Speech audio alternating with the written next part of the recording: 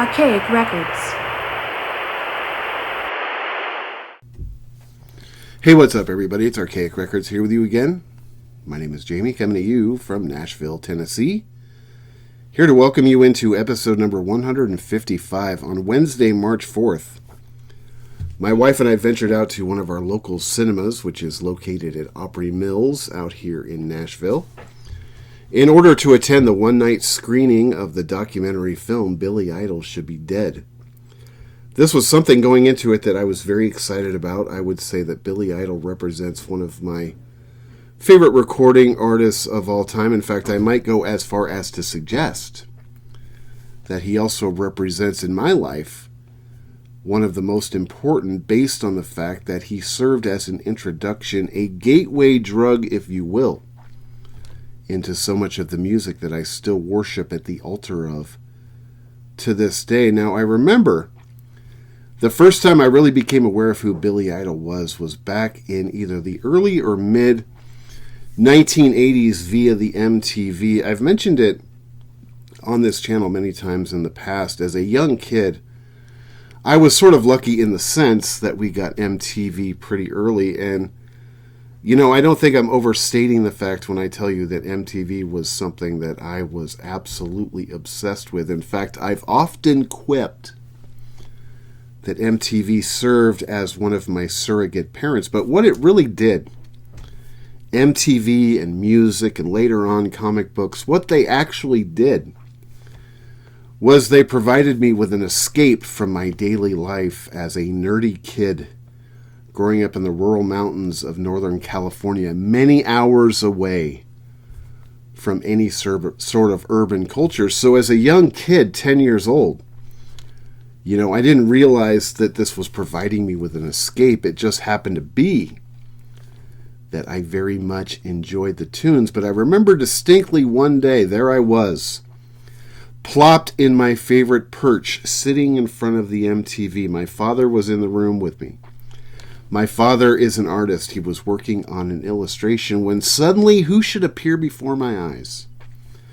But an artist that I had never seen before, an artist that, to be honest with you, was quite striking. Now keep in mind, back in the early days of MTV, every single artist had an aesthetic that was more outrageous and more daring, more challenging, if you will, than the one before them. But there was just something about Billy Idol that struck me. I don't know if it was his aesthetic, I don't know if it was his attitude, but there was just something about him that was unlike anything I had ever seen. Something, to be honest with you, that I found to be a little bit frightening. I remember asking my dad, I said, "Who is that? What is that guy?" And my dad, who was working on a project, looked up sort of half interested and said to me, he said, "He's punk. That's punk." And as soon as my dad said the word punk, I automatically recoiled, because back in those days, now you might have to be like me and be an old goat to remember this, but back in those days, the way that punk rock, or punkers, as they were oftentimes described, were portrayed in the media was always in a negative light. They were always the villain. They were always a dunderhead. They were always out to cause harm to the story's hero. Case in point being this film right here, the Mark Lester classic, class of 1984. In my humble opinion, still to this day, one of the finest accomplishments in the history of cinema. But go back and watch this film and examine the way that the punk rock characters are portrayed in this film. It was very true to the way that it was back in those days. So when my dad mentioned that Billy Idol was punk, I made a conscious decision right there and then. I wanted no part of this nonsensical horse hockey. I was a good kid. I had dreams and aspirations. Of course, as you get older, you realize that dreams and aspirations are sort of a cruel trick played on you by the universe, especially when you enter into middle age and both your ears and your balls start to sag, and you realize that you haven't accomplished shit yet, son. As far as my Billy Idol fandom is concerned, I would say that my Billy Idol fandom was spawned back in the fall of 1994, not long after I graduated from high school. I moved out of my parents' house, which is something that we used to do back in those days, and I began taking college classes, and not long after I began school, I started hanging out with these two characters from one of my classes. Now, looking back on it, I don't know that I would describe these two people as being friends of mine as much as they were acquaintances. As I mentioned a second ago, these were people that I had a class with, and for some reason, they took a liking to me. And at the time, I didn't really have many friends. Not that things have changed much since then, mind you, but I didn't really have many friends. And you know what they say about beggars, don't you? So for a couple of months, I got in the habit of hanging out with these two guys, and what we would do, generally is we would drive around in one of their cars around town, and we would sort of look at girls. Now, keep in mind, the three of us were about as appealing as syphilis on a bike seat,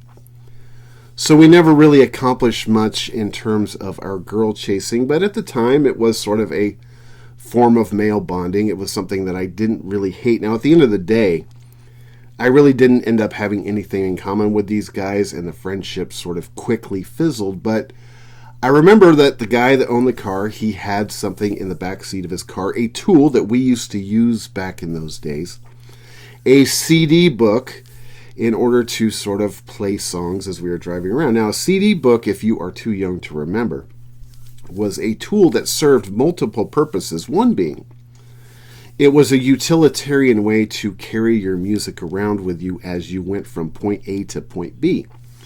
But really, the more important use of this tool was by your friends or people that were riding in your car with you in order to bust your balls based on your musical proclivities. And I remember one day I was sitting in the back seat next to this CD book when one of the young men called out, "Hey, Jim, it's your turn. Why don't you pick out a CD for us to listen to?" So I began flipping through this guy's CD book, at which point in time I stumbled upon the CD for Billy Idol's 1983 classic Rebel Yell, and I remember sort of guffawing out loud. I said, "Billy Idol?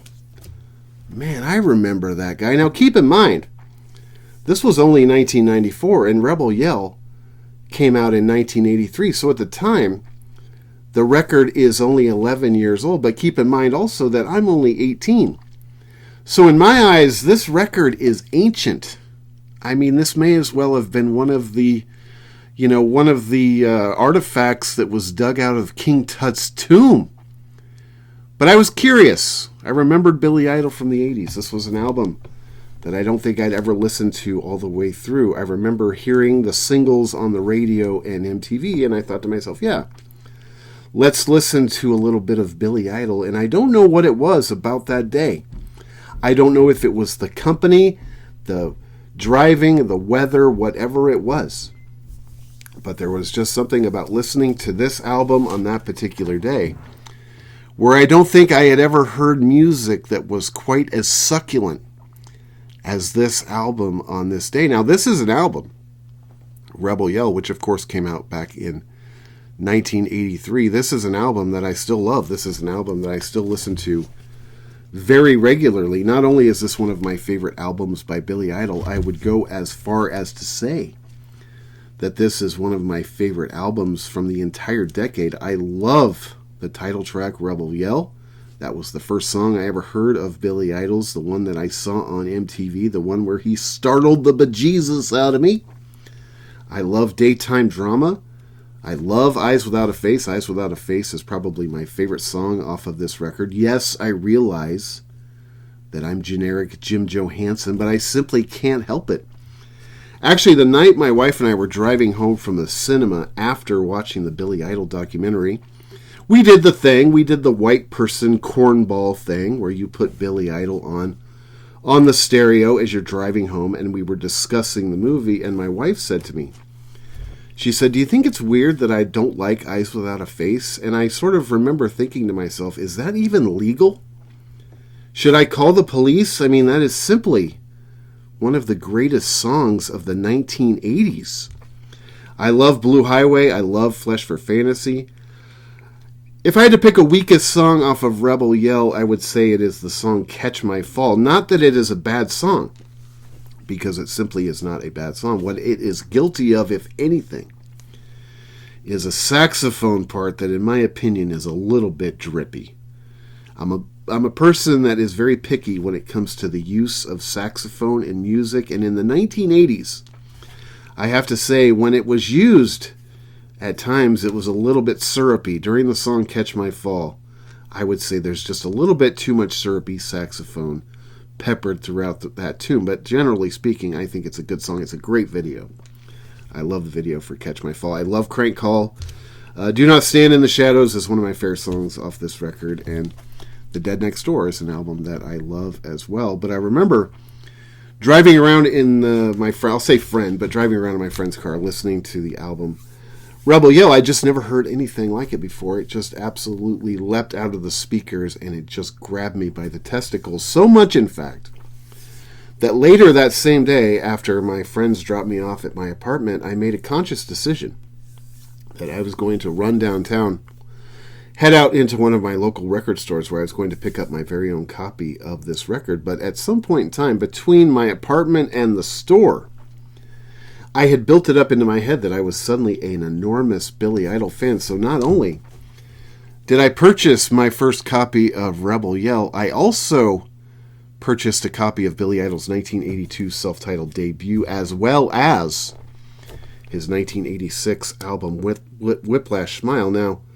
at the time, I was probably oblivious as to how much of a dork I was being by buying 3 albums by the same artist at the same time. And keep in mind, back in those days, in the mid-1990s, record store clerks were somebody to be intimidated by. At least that was my experience. These were people that were much cooler than I was. These were people that had much better taste, and they were not afraid to flex their taste in front of those that they found to be inferior. So I remember slapping these 3 Billy Idol CDs on the counter, and the snotty record store clerk looking down at them and then peering back up at me and saying, you must be some sort of super fan, huh? At which point in time I replied to them, look, man, just put these CDs in a bag before I take you out to the sidewalk and sweep up the streets with you, son. And then out loud I said, yeah, thank you very much, sir. I'm going to go home now, and I'm going to listen to my inferior music. I appreciate your time here today. But over the course of the next few weeks, I became a huge Billy Idol fan. In fact, I would say that it didn't take me very long to go out and secure my very own copies of all of Billy Idol's solo albums. At a certain point in time, though, I discovered a CD sort of innocently that I would say forever altered the trajectory of my life. One day, once again, I was in one of my local record stores, and I was perusing the Billy Idol section, pretty confident that I had secured all of Billy Idol's albums. And that is until I discovered this CD right here. Now, this was a CD at the time I thought had been either placed in the Billy Idol section by a lazy customer or a short-sighted employee, but I remember being struck by the cover of this particular CD. I thought that it looked pretty cool. In fact, it reminded me of a book that I had seen, not read, mind you, but seen. And I remember thinking to myself, well, Generation X, that looks pretty interesting.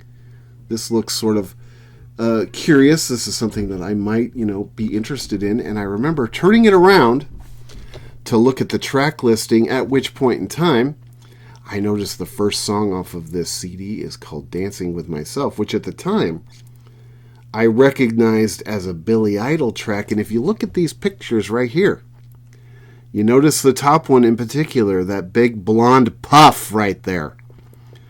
I immediately recognized that as my new friend, William Albert Broad, and I bought this CD. I took it home. Now, oftentimes on this channel, I will tell you that there were musical incidents that changed my life. Now, that is something that I say so much that I fear that at some points in time it sort of loses its meaning. But I can tell you that buying this CD literally changed my life forever. I took this CD home, I listened to it, and I literally could not believe what it was that I was hearing. Not long after that, now it might have taken me a couple weeks, because keep in mind, this was pre-eBay, this is pre-Amazon. You had to go out and you had to find these things out there in the wild among the animals. I was living in a relatively small town. You know, the record stores, despite the fact that we had 4 pretty quality record stores in my town, it took me a few tries to acquire the 3 Generation X studio albums individually. But at a certain point in time, I did, and I can tell you that I pretty much immediately became obsessed. Generation X were my favorite band in the world. As an extension of that, Billy Idol was my favorite artist. In my opinion, this is still one of the greatest punk rock records ever made. Ever made! Now, yes, it's a little bit clean. It's a little bit snappy. It's a little bit poppy. None of those things bother me, in my opinion. This is simply an album that I cannot live without.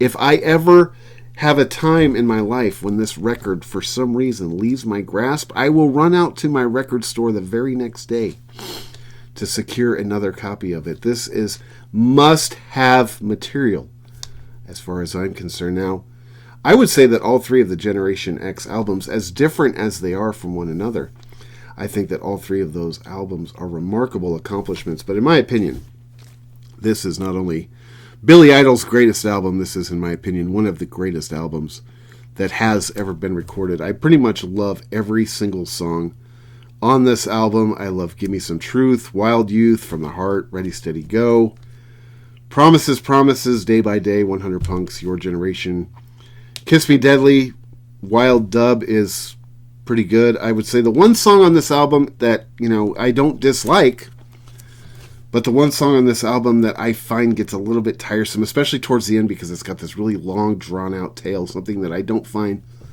to be overly necessary, is the song Youth, Youth, Youth. I love the first half of Youth, Youth, Youth, but the second half of it, in my opinion, sort of draws out a little bit too much. But in my opinion, Generation X were just one of those bands that I absolutely fell in love with. They literally changed the course of my life. Now, before I got into Billy Idol and Generation X, I had begun dabbling in the sort of, punk and alternative world. Of course, grunge was on everybody's mind. I was a big fan of Rollins and the Black Flag, Dead Milkmen, Butthole Surfers. But what Generation X and Billy Idol did, at least in my experience, was it turned me on to a lot of the first wave bands like The Jam and the Ramones and the Clash and the Sex Pistols, and bands that I had known by name before that, but bands that I thought, again, because I'm young, I'm 18 years old, I mean, this was ancient material as far as I was concerned. It was a lot of stuff that, I sort of wasn't all that interested in until I got into Generation X, and for me, it really, it just really blew a wall out, and it just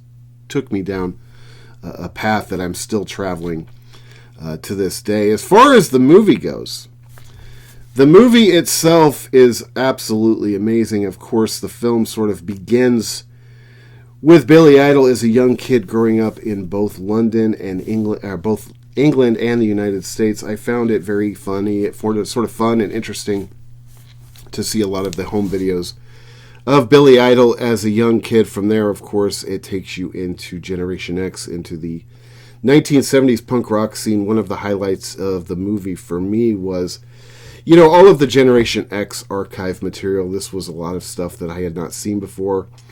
Generation X, as I mentioned before, is still one of my favorite bands of all time. So going back and seeing a lot of the early archive footage from the band, I mean, that's the thing that I really live for when it comes to these rock documentaries, is I just live for the archive footage. And I remember talking to my wife about it as we were driving to the cinema. I can't believe that it had taken this long for there to be a proper Billy Idol documentary. I mean, the guy seems as if he was made for film, not only because he is one of those people that is unreasonably good looking, but because if you go back and you watch this film or you learn things about him, his life was about as crazy as anybody in rock and roll. Of course, The film features a lot of interview footage from Billy Idol's partner in crime in Generation X, that being Tony James. They talk a lot about Generation X. At a certain point in time, they get into the sort of power struggle between Billy Idol and Tony James in Generation X, sort of what led to the demise of the band. Now, the band's second album, Valley of the Dolls, is an album that I love very much. Also, actually, for a long time, I sort of believed, I wanted to believe that Valley of the Dolls was as good a record as the original Generation X album. Now, in my opinion, it's not far behind it, but it is an album that I would say is slightly inferior. The one thing about Generation X that I've always admired is a band that only put out 3 albums, but all 3 of the albums are very different from one another. By the time they got to release their last album, the Gen X Kiss Me Deadly album, they talk about in the film there was a real power struggle between Billy Idol and Tony James as to what direction the band was going to go in. And for the production of that record, Billy Idol made a decision that would really go on to sort of define the rest of his career. That is, he hired Keith Forsey to be the producer for the Generation X album. They make a statement in the film about the third Generation X album, Kiss Me Deadly, which is an album that I'm a big fan of as well. I don't go back and listen to it quite as much as I do the Generation X album or Valley of the Dolls, but it is an album that I like a lot. It's a lot different, it's a lot more polished, it's a lot poppier, it's a lot cleaner, even more so than the first Generation X album. I think that's one thing I liked about Valley of the Dolls in comparison, is it's a lot dirtier, it's a lot grimier, it's a lot sleazier. And when they made Kiss Me Deadly, they kind of came back to the more galvanized feel, and they make a statement in that film that I've always agreed with. It's something I've always said to people. They say that really, based on the way it sounds and the songwriting and stylistically, the last Generation X album isn't really a Generation X album as much as it is the first Billy Idol album, which is something I've always agreed with. They go through and they talk about the breakup of Generation X. They talk about their relationship with Mark Bolan. They talk a lot about Billy Idol moving to New York, the early days of his solo career, the meeting between him and Steve Stevens, another thing that would go on to define the rest of Billy Idol's career. I think one thing that is fascinating about Billy Idol as a recording artist is, throughout the course of his career, he's really had 2 collaborators that have really helped sort of define who he is. Of course, in Generation X, it was Tony James, and in his solo career, it was Steve Stevens. I mean, I think it would be very hard to imagine the Billy Idol sound without Steve Stevens. They also talk about Bill Aucoin, they talk about the early days of MTV, and then they really go into a tremendous amount of depth about this album, this era of Billy Idol's career. To me, this was really the second high point for me in terms of the film, is going back and seeing a lot of the archive footage from the Rebel Yell era, probably my favorite era, at least aesthetically, in Billy Idol's career. I was thinking about this as I was watching the film. My wife is somebody that is 12 years younger than I am, so I don't know that her and I always click when it comes to cultural references. I was telling her this as we were driving home from the cinema that night. As a younger person nowadays, you could totally not know how huge Billy Idol was. He was somebody that back in the mid-1980s, you could just absolutely not escape with. In fact, in the film, they sort of make a couple of jokes talking about how big he was. They said that he was the Frank Sinatra of punk rock. I remember hearing people say also that he was the Elvis Presley of the 80s. I mean, this album, Rebel Yell, was just immense. You could not escape it. Looking back and watching the film in 2026, I sort of forgotten how big Billy Idol was. Back in those days, after the Rebel Yell era of the film, they go into, I would say they go into really the meat of the movie. They talk about that. It sort of begins with the recording process, through the recording process of his album Whiplash Smile, at which point in time they really get into the Billy Idol debauchery. Now, when the film is called Billy Idol Should Be Dead, going into it, if you've seen as many of these films as I have, or read as many of these books as I have, that the debauchery is going to play a big part in the story, which is something that at the end of the day, I do find it to be interesting. I find it to be funny, especially in the case of Billy Idol, because he is somebody that is capable of looking back at himself with a sense of humor. He likes to poke fun at where he's been, but at a certain point in time, I feel like the debauchery angle sort of gets told, and, at a certain point in time, you're just sort of regurgitating the same things over and over again, in my opinion. What I love more about these books and these films than the debauchery is I like hearing about the creative process. I like hearing about the songs, the tours. Those are the things that I have a tendency to geek out on. So, if I had one sort of minor quibble about the film Billy Idol is Dead, which in my opinion, it sort of drags out a little bit long. I think it's close to 2 hours long. I think that you could cut a little bit out of the debauchery, and, I think you would still get your point across. Of course, after the whole Whiplash Smile era of his career, they go into Charm Life. You can't talk about the Charm Life album at all without, of course, talking about Billy Idol's bike crash, which almost killed him. Actually, in the film, one thing they do in the film that I'd never seen, at least, is they actually show footage of Billy Idol's ankle injury. They show it back in 1990, and they show it contemporarily, what it looks like now in the film. I did find that to be somewhat interesting. Of course, they go deep into the album Charm Life, which at the time of its release, I believe was Billy Idol's biggest album of his entire career. Now, that is something that I will simply never understand. I've always said this. There is a episode on this channel, if you are so interested in digging through the archives.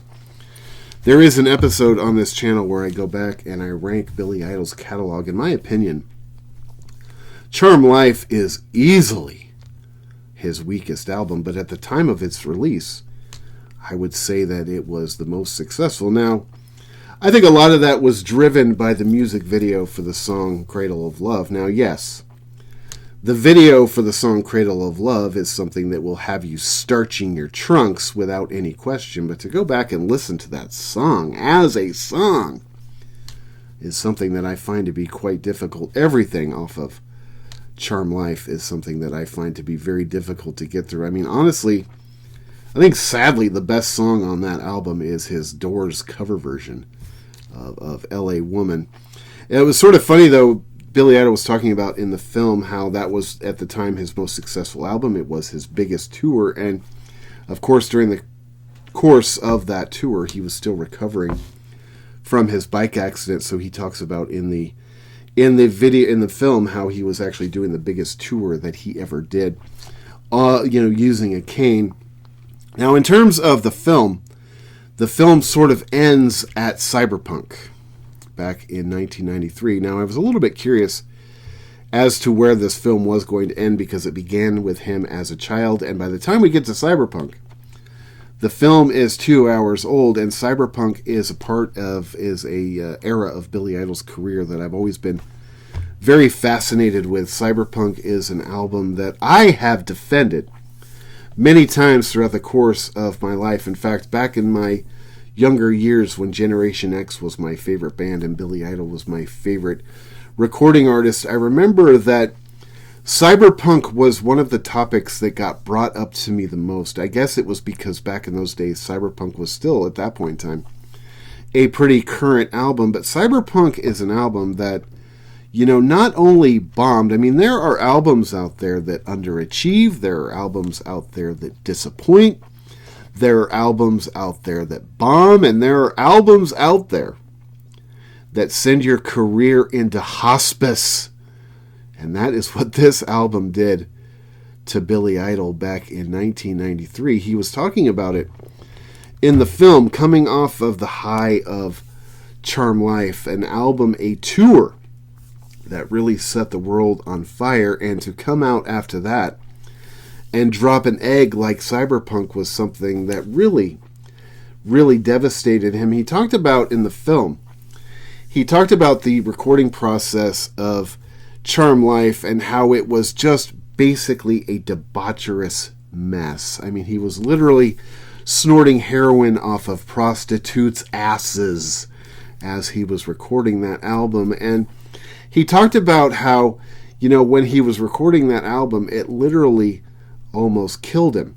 Not only through the recording process, but after the recording process, through his bike accident and everything like that. It actually ended up becoming a pretty reasonably titled album with the name Charm Life. But he talked about Charm Life and then going into Cyberpunk and what a disappointment Cyberpunk was. He talked about how had he gone into the studio and he just recorded another Charm Life, his career probably would have continued on the same trajectory that it had been since the mid-1970s. But I think by saying that, I think by assuming that his career would have continued on had he recorded yet another Charm Life, I think you're taking a lot for granted, because between 1990, when Charm Life was released, and 1993, when Cyberpunk was released, there was this small cultural shift. Now, it was pretty subtle. You might have missed it if you weren't paying attention. That being grunge. And when grunge came in, it was scorched earth. Everything that had happened before grunge was instantly archaic. All of these artists were instantly obsolete. So had Billy Idol released another Charm Life in 1993, it is my opinion that it would have failed. Maybe not quite as catastrophically as Cyberpunk failed, but it was not going to be the success that Charm Life was. And, that's one of the things I've always respected about this album coming out in 1993 is Billy Idol, I think, took a look at the musical landscape and realized that his career as it was probably a thing of the past. I mean, Billy Idol could not have come out in 1993 with a flannel and Doc Martens, preaching the gospel of depression and bleakness. You end up looking like an asshole. Now, you might make the argument that Cyberpunk made him look like an asshole anyway, but the thing about Cyberpunk that I respect is at least Billy Idol ended up looking like an asshole on his own terms. He saw what was going on and he decided to sail his ship in the other direction. That is something that I think was very brave. I think it was very ballsy. I think that this is an album that actually has a lot of pretty quality content. If this album if it commits any crime at all, I would say it's probably two things. One, this album was a little bit before its time. And two, this may have been a message that people didn't necessarily want to hear from Billy Idol. But in the film, he talked about the recording of Cyberpunk, how it was a much more peaceful experience. Of course, he was recording this album largely at home. Technology at this point in time was still in its infancy, but he was using sort of the ancestors of Pro Tools, and he was able to create a recording process that was very zen. It was very peaceful. He talked about in the film how, he went back and really, in a way, this album was going back to his punk rock roots because it was very DIY. It was very, low budget. It was not necessarily low tech, but it was an album that he was basically able to do all himself. It is an album that I really like. It is sort of where the documentary ends. Now, if you are a fan of Billy Idol and you have read his book, which I would highly recommend, of course, in my opinion, this is still one of the greatest rock and roll books of all time. Yes, there's a lot of debauchery in it, and no, I'm not a choir boy. I don't piss myself when it comes to the debauchery of Billy Idol or any of these characters. I just think it sometimes gets a little bit too much, play. If you have read the book, though, I will say that in this film there isn't a ton of material that will be new information for you if you've read the book or if you've seen the old VH1 Behind the Music. There were a couple things, though, that I did learn in terms of Billy Idol's acting career. Of course, it's well documented that Billy Idol was in the Doors film, which was directed by Oliver Stone, actually not long after he had his motorcycle accident. It was originally planned. Now, this was something that I knew. I knew that originally Billy Idol was supposed to have a bigger role in the Doors film than he ended up having. Of course, because of his injury, he ended up playing a very small part. Now, I was aware of all of that. But in terms of his acting career, one thing that I was not aware of was that Billy Idol actually did perform a screen test to be cast in the film Terminator 2. They actually do show in the film a little bit of the footage from his screen test from Terminator 2. I can tell you this, Billy, as much as I love you, and I do, I don't know that you were right for that part, son. Speaking of acting, one thing I thought would have been cool to discuss in the documentary, which they left out, was his role in the Adam Sandler film Wedding Singer. That is something that I thought would have been interesting to sort of see a little bit of back footage on, or hear a little bit more of the backstory. I remember specifically, I went to the theater to see Wedding Singer specifically because Billy Idol was in it. Adam Sandler is somebody that just does not fertilize my eggs. I don't know what it is about him. There's something about Adam Sandler that has always sort of irritated me. I guess it is that I'm just not a fan of that sort of dumb ESPN comedy.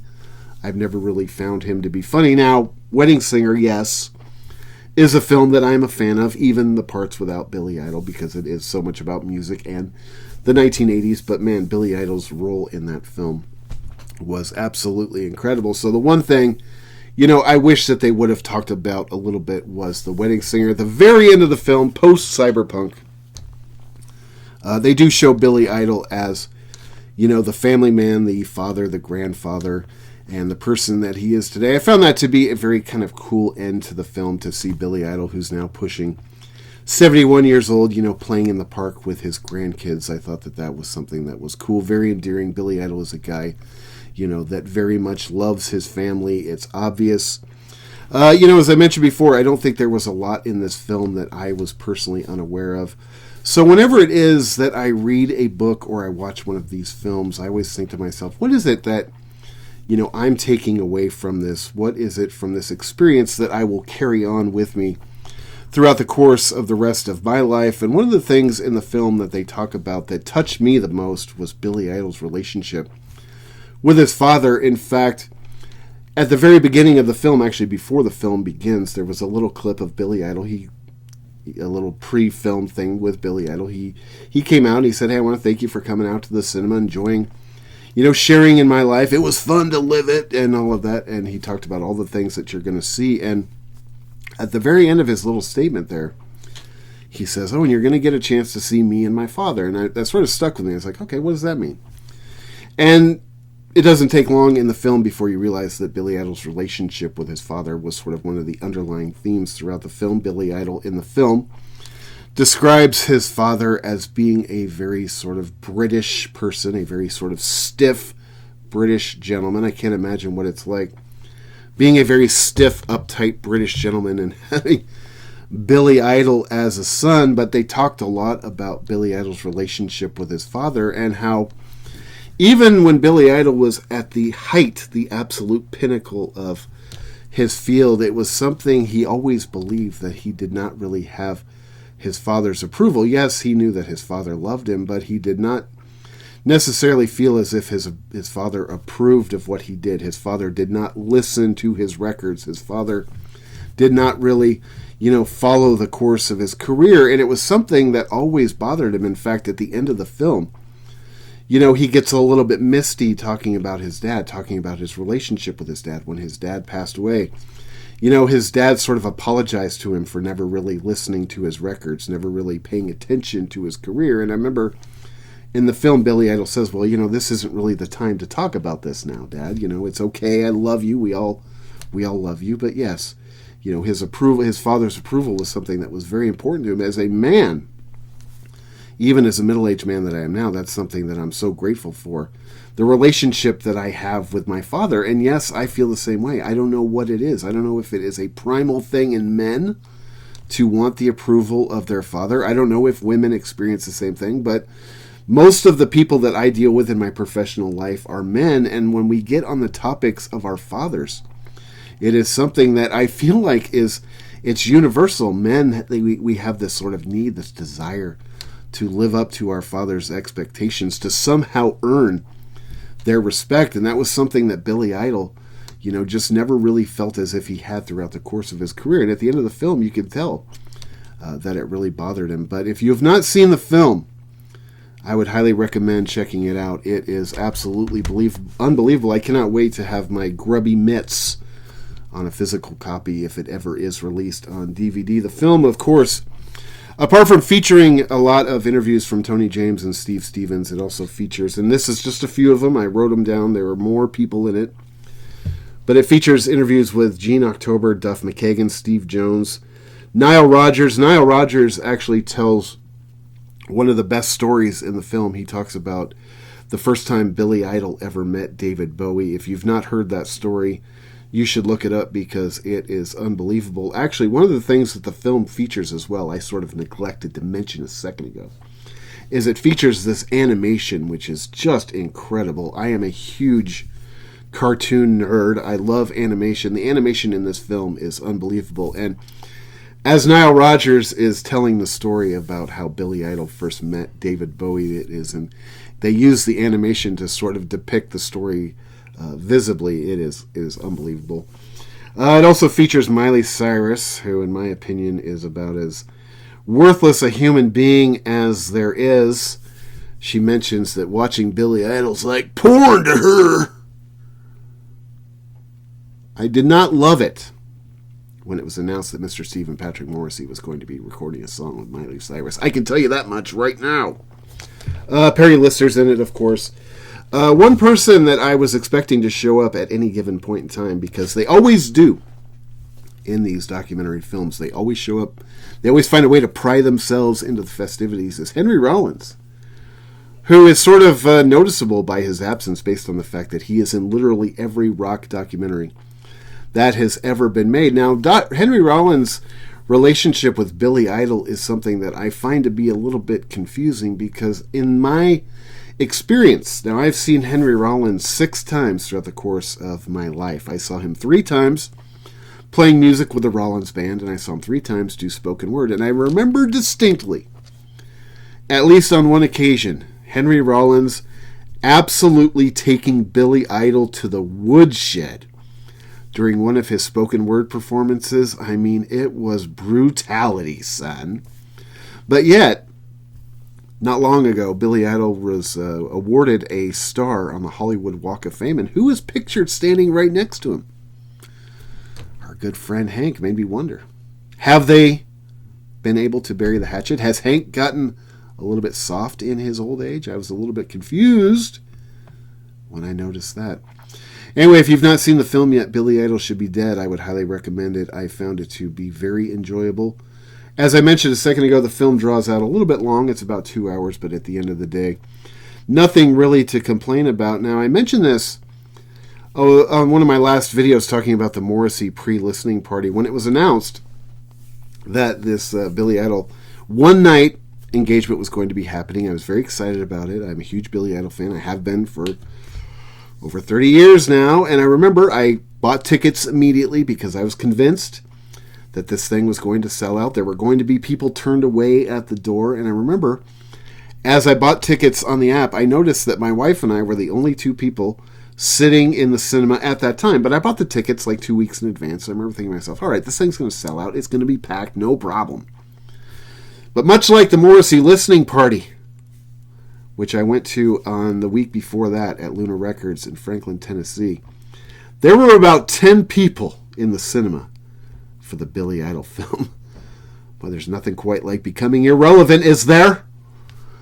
Anyway, man, thank you so much for checking out this video. This is Archaic Records. My name is Jamie, coming at you from Nashville, Tennessee. Be sure to go out and support your local record store like The Cave in Roseville, California, a place I was supposed to be at this week until my plans fell through at the last second. Check back for Morrissey Monday, a celebration of all things Morrissey and the Smiths. Got a big one coming up this week, as well as other record content and album reviews throughout the week. And I think that's just about going to do it. Unless you have anything you'd like to add, go out and see the film. All right? I don't think you'll be disappointed. So until next time, my friends, talk to you then.